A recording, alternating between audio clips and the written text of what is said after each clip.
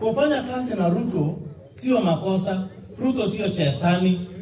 Ruto ni Mkenya. Ruto alishinda kura yake, mimi nikashinda yangu, na Mungu ndiye alitupatia. Kwa nini tusifanye kazi pamoja?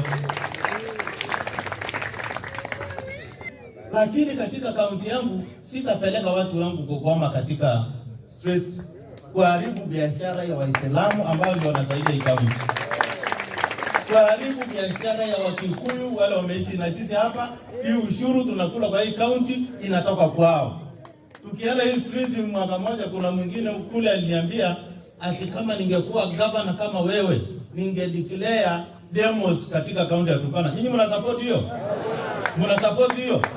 Ni demonstrate hapa, nilete thugs wapore mali yenu na wapige wamama, wachape wazee, walete ile uchuki yao ya chini kugonga watu. Hiyo itakuwa sawa? Mimi siko hapo.